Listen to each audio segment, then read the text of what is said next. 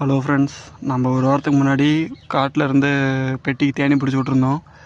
ஒரு கல்லெடுக்கில் இருந்துச்சு. பிடிச்சி விட்டு ஒரு வாரம் ஆயிடுச்சு. 2 டைம் சுகர் ஃபீடிங் கொடுத்துருக்கேன். 1:1 ரேஷியோவில் சுகர் ஃபீடிங் கொடுத்துருக்கேன். இப்போ நல்லா பெட்டியும் பழகிருச்சு. பாருங்கள், நார்மலாக தேனி உள்ளே போகுது, வெளியே வருது. ஒரு சில தேனீக்கள் மகரந்தமும் எடுத்துகிட்டு வருது. அதாவது இந்த இடம் செட்டில் ஆயிடுச்சு.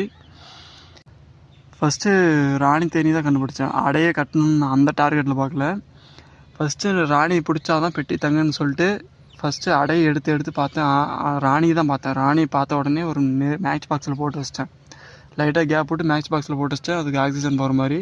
அதுக்கப்புறம் தான் அந்த அடையை எடுத்து வச்சு கட்டி ஃப்ரேம் மேலே அந்த மேட்ச் பாக்ஸை வச்சு, மேட்ச் பாக்ஸ்குள்ளே ராணி இருக்கு இல்லைங்களா, அதை ராணி ஃப்ரேம் மேலே வச்சு ஒரு பெட்டி சைடில், பாட்டமில், டாப்பில் எந்த ஒரு கேப்பும் இல்லாத மாதிரி பார்த்துக்கிட்டேன். இந்த என்ட்ரன்ஸை மட்டும் தேனி உள்ள போகிற மாதிரி ஒரு 4-4:30 மேலே இது பண்ணேன்.